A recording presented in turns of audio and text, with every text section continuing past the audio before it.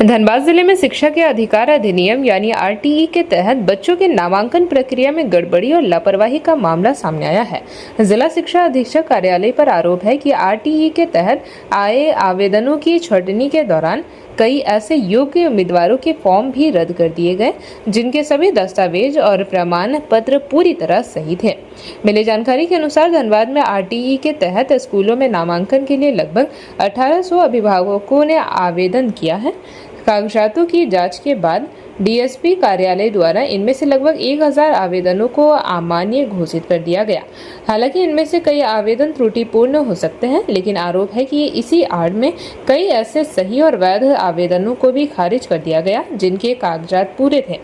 जिन अभिभावकों के फॉर्म सभी दस्तावेज सही होने के बावजूद रिजेक्ट कर दिए गए हैं, उनका कहना है कि वे न्याय की गुहार लगाने के लिए लगातार शिक्षा अधीक्षक कार्यालय के चक्कर काट रहे हैं, लेकिन अधिकारियों और कर्मचारियों द्वारा ना तो उनकी बात सुनी जा रही है और ना ही इस बात का संतोषजनक जवाब दिया जा रहा है। आखिर सही आवेदन को क्यों खारिज किया गया? गरीब और वंचित वर्ग के बच्चों को गुणवत्तापूर्ण शिक्षा दिलाने के लिए आरटीई एक महत्वपूर्ण कानून है। ऐसे में यदि सही दस्तावेज वाले बच्चों के आवेदन भी इस तरह लापरवाही से खारिज किए जाएंगे तो वे शिक्षा के अधिकार से वंचित हो जाएंगे। अब देखना यह होगा कि जिला प्रशासन इस मामले पर कब संज्ञान लेता है और क्या प्रशासन द्वारा रिजेक्ट किए गए आवेदनों की दोबारा निष्पक्ष जांच कराई जाएगी, ताकि सही और योग्य उम्मीदवारों को न्याय मिल सके। तो जानेंगे क्या कुछ समस्याएं हैं। मेरा नाम गुलशन खातून है जी। मेरा नाम गुलशन खातून है। मैं निरसा सिंदरी कॉलोनी से आई हूँ। मैंने बीपीएल कोटा के में एडमिशन अपने बच्चे के लिए करवाया था। जो मेरा अभी तक सबमिटेड में दिखा रहा है वो प्रोसेस नहीं किया गया।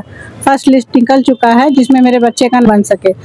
क्या कुछ कहा जा रहा है, मतलब किस तरह से क्यों छाटा, कुछ बताया? छाटने का कुछ प्रोसेस, क्योंकि डॉक्यूमेंट्स बोला जा रहा है। मेरे पास सारा डॉक्यूमेंट्स है, तो वही तो मैम से पूछने आए हैं, तो क्यों हम लोग को अभी तक अप्रूव नहीं किया गया? फर्स्ट लिस्ट निकल चुका है, सीट फुल हो जाएगा तो फिर हम लोग का बच्चे का एडमिशन नहीं हो पाएगा।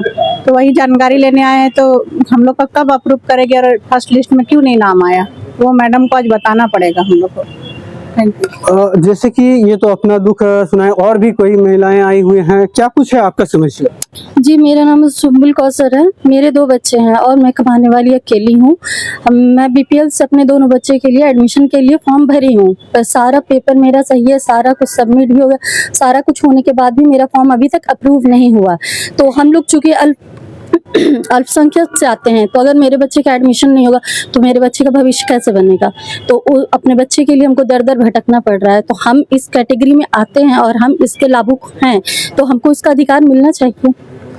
क्या लगता है इस जो भ्रष्टाचार आपके नज़र में हो रहा है, इसको लेकर आगे भी आप शिकायत करेंगे? जैसे कि डीसी महोदय हैं, उनसे भी क्या अपना समस्या सुनाएंगे? जी, हम लोग को इसके लिए जहाँ भी जाना होगा, हम लोग अभी से नहीं, हम लोग जब से फॉर्म भरे हैं। फॉर्म भरना तो एक है कि हम लोग ये दिखा सकते हैं कि हम लोग इस तारीख से इसमें लगे हुए हैं, लेकिन इसमें हम लोग 1-1.5 साल से पर्सनली खासकर हम खुद इसमें हर जगह दौड़ना, सारा पेपर बनवाना, सारा कुछ करना हम लगे हुए हैं, सिर्फ इसलिए कि मेरे 2 बच्चे हैं और दोनों का भविष्य हम बनना चाहते हैं, क्योंकि मेरे पास उतना पैसा नहीं है कि हम उस स्कूल में पढ़ा सके। इसलिए जब सरकार हमको दे रही है तो हम उस लायक हैं, तो हमको मिलना चाहिए ना उसका अधिकार। तो मतलब हम लोग अगर अफोर्ड नहीं कर सकते, हमारे पास पैसे नहीं है, हम पढ़े लिखे हैं, तो मतलब हम लोग पीछे ही रह जाएंगे। मेरे बच्चे पढ़ने लायक हैं ना, तो बच्चे का भविष्य बनाना तो मेरा काम, क्योंकि हमको सब चीज़ खुद ही करना है। तो इसलिए हम अभी भी दौड़ रहे हैं। अभी आज यहाँ ऑफिस में भी आए हुए हैं। अब आगे हम लोग को जहाँ जाना होगा जाएंगे, क्योंकि मेरे बच्चे का एडमिशन होना चाहिए, हम उस लायक हैं। इस पूरे मामले को लेकर हम डीएससी से भी बात करना चाहेंगे, क्योंकि जिस तरह से लगातार धनबाद में बीपीएल कोटे से नामांकन पर गड़बड़ी सामने आती है, इसको लेकर कई तरह के वादे किए जाते हैं कि निष्पक्ष और बिना कुछ दाब दबाव के किया जाए, लेकिन जो सामने आ रहा है आप देख ही सकते हैं कि शुरुआत तो अभी हुई है, अभी कितना लोग आने बाकी है उसका तो अभी अंदाजा भी मुमकिन नहीं है। हम आगे भी बने रहेंगे आपके साथ, बने रहिए जेपी भारत लाइव के साथ। जेपी भारत लाइव, भारत की बात जेपी के साथ। वीडियो को लाइक करें, शेयर करें और चैनल को सब्सक्राइब करें।